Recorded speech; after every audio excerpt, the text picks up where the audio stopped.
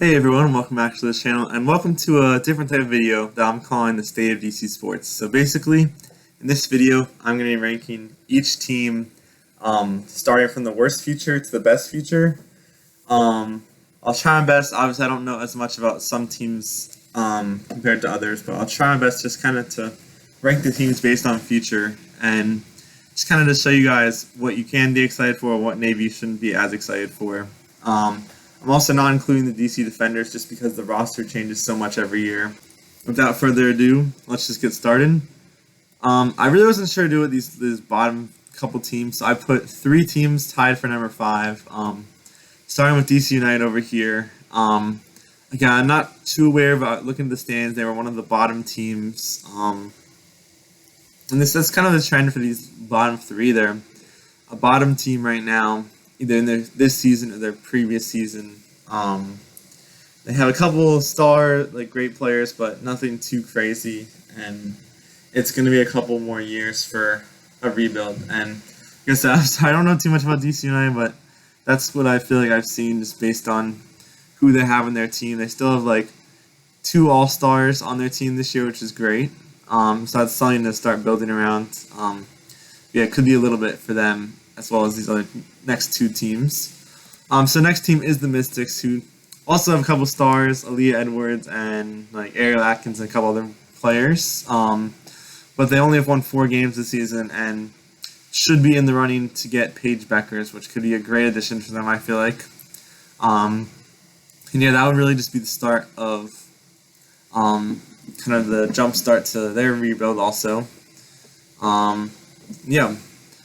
Then we also have the Wizards over here who haven't had a decent draft, starting to make their rebuild, but obviously they're not going anywhere this year.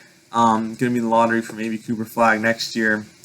But yeah, after 25 and 26 seasons, hopefully they'll start to, turn it around a little bit. Maybe by the end of this decade, they can start to be good again. So there's still definitely stuff to look forward to. And while they're not good right now, they definitely have a future. Yeah. And then at number 4, the Capitals, which could be, they could definitely be moved back just because their future isn't bright. It's kind of hard to categorize how you rank these things because their future really isn't too bright, but the next year or so or 2 could potentially be good because they've really been super aggressive in the draft and other signs and trades and stuff like that. And they're trying to make a run. But my thing is, I don't know why they weren't doing this earlier. The only year they really haven't made playoffs was 2023. So they've had chances in the playoffs. I don't know why they didn't keep adding more and aggressive a little earlier. I feel like they could have made more of a push, but there's still a couple more seasons with Ovi left, and some other players. So I think it's going to be a 1 or 2 year push, and then it's going to be a hard reset. So if you made this list in 2 seasons, the Capitals are probably at the very bottom of this list. But just for the potential right now, I have them at number 4. Then number 3, I have the Commanders. A lot of it's going to depend on the season of Jaden Daniels. And we're not going to see everything this year either. We're probably going to win 7 to 8 games, which is an improvement for sure, but it's not going to be completely done this season. There are still a couple holes. Tackle, could get a star edge rusher, and the secondary for sure is a big hole still. But we've definitely improved a lot of areas. One huge one being linebacker, obviously quarterback. We added Austin Eckler. And you never know, we still get a receiver in Brandon Ayuk or someone else. That could definitely jumpstart some things even more. So there's definitely a future with this team. There's just still some uncertainties that we'll have to see, within this season. But I still like the direction that this team is going for sure. And obviously Adam Peters and crew cannot do everything in one offseason, but they've made significant leaps and bounds.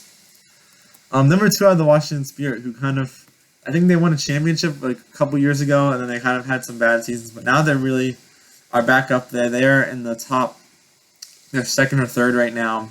They have some great stars. Corey Bethune, I think a rookie, has been doing really well. And they're kind of a similar. It's really hard to rank these because they also are a team that is kind of in a winning now mode.